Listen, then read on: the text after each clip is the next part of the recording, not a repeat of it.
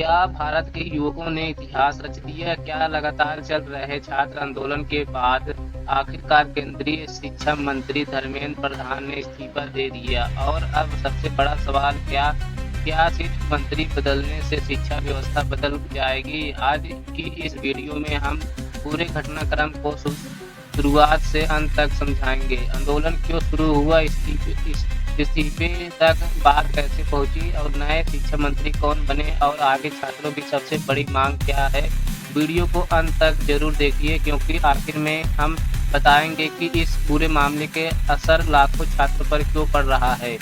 देश भर में पिछले कुछ समय से कई छात्र परीक्षाओं प्रणाली में कथित अनियमितताओं को और पेपर लीक के आरोपों को लेकर विरोध प्रदर्शन कर रहे थे। सोशल मीडिया पर यह मुद्दा तेजी से ट्रेंड करने लगा और कई शहरों में प्रदर्शन हुआ। छात्र संगठनों और प्रदर्शनकारियों को कहना था कि परीक्षा प्रक्रिया में भरोसा बहाल करने के लिए जवाबदेही तय होनी चाहिए, लेकिन असली मोड़ अभी बाकी था, क्योंकि अगले कुछ दिनों में ऐसा हुआ जिसकी किसी ने कल्पना भी नहीं की थी।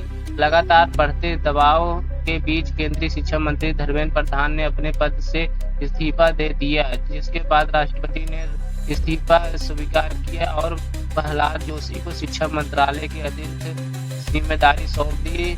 पर संभालने के बाद उन्होंने कहा कि वे पूरी जिम्मेदारी और विनम्रता के साथ काम करेंगे, लेकिन यह सिर्फ चेहरा बदलने से सिस्टम बदल जाएगा, यही सवाल अब हर छात्र पूछ रहा है। प्रदर्शन से जुड़े कई समूहों ने कहा कि उनकी कुछ प्रमुख मांगे मानी गई हैं, इसलिए धरना समाप्त किया गया। हालांकि उन्होंने यह भी कहा कि शिक्षा व्यवस्था में सुधार और परीक्षा प्रक्रिया को अधिक प्रदर्शित बनाने की मांगें जारी रहेंगी। सरकार की ओर से परीक्षा सुरक्षा और मजबूत करने के लिए कड़े कदमों पर कानूनी बदलाव की बातें भी सामने आई हैं।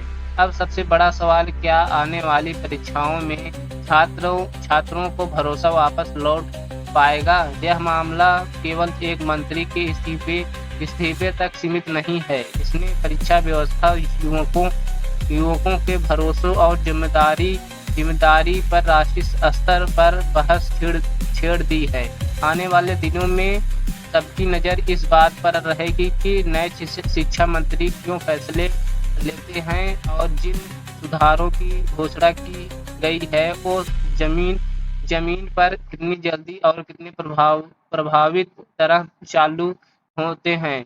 आपकी क्या राय है? क्या आपको लगता है कि सिर्फ मंत्री बदलने से शिक्षा व्यवस्था में सुधार होगा या बड़े संरचनात्मक बदलाव की जरूरत है? अपनी राय कमेंट में जरूर लिखिए। अगर वीडियो जानकारी पूर्वक लगी तो लाइक करें और ऐसी बड़ी खबरों के लिए चैनल को सब्सक्राइब करना